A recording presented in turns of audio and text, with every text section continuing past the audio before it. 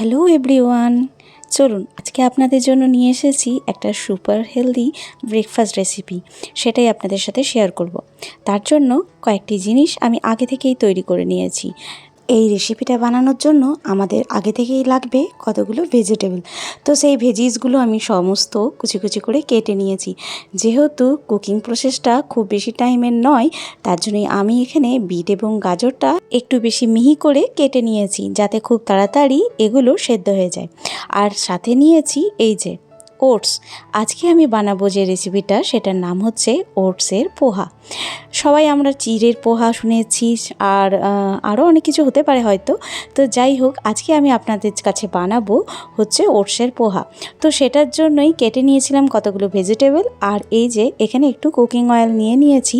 এই জায়গায় বাটারও ইউজ করতে পারতাম, কিন্তু আমি বাটারটা ইউজ করিনি। আপনারা চাইলে এখানে বাটার ইউজ করতে পারেন। এখানে নিয়ে নিয়েছি একটু অয়েল, আর তার উপরে নিয়ে নিয়েছি কালো সর্ষে আর কয়েকটা মাত্র কারি পাতা, ফ্রেশ কারি পাতা এখানে দিয়ে দিয়েছি। কিছুক্ষণ ভেজে নেওয়ার পর একটা সুন্দর ঘ্রাণ যখন ছাড়াতে থাকবে, সেই সময় আমরা কেটে রাখা পেঁয়াজগুলো এর সাথে অ্যাড করে দেব।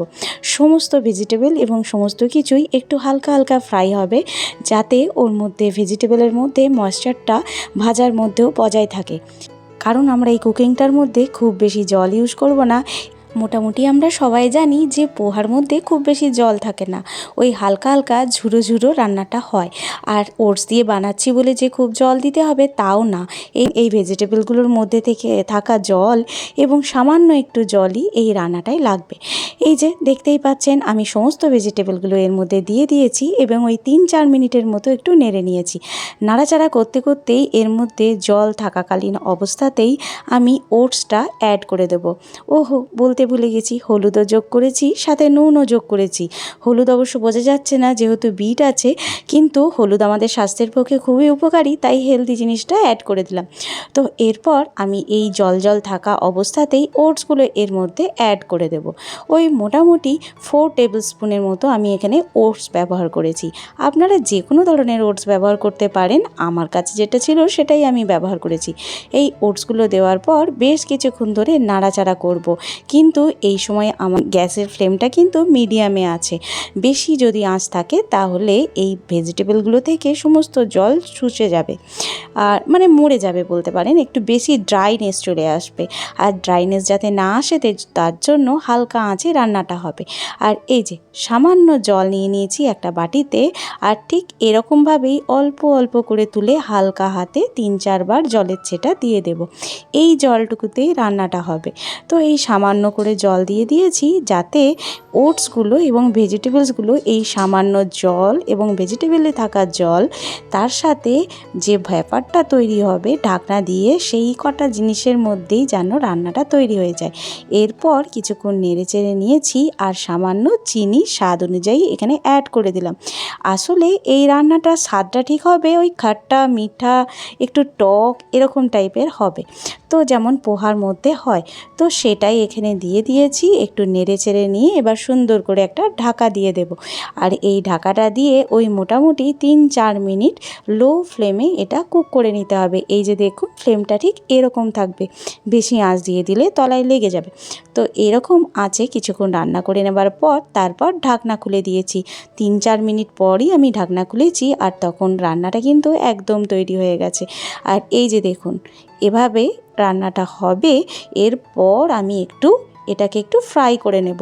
এর মধ্যে থাকা আরেকটু জল আরেকটু টেনে যায়, কারণ জলটা টেনে গেলেই রান্নাটা ঝুড়ো ঝুড়ো হবে, আর ঝরঝরে হয়ে যাবার পরই রান্নাটা কমপ্লিট হয়ে যাবে।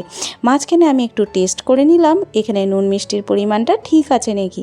দেখে নেওয়ার পর অবশেষে এই যে লেবুটা কেটে রেখেছিলাম, ওই লেবুর রসটা ছড়িয়ে দিয়ে একদম রান্নাটা কমপ্লিট হয়ে যাবে।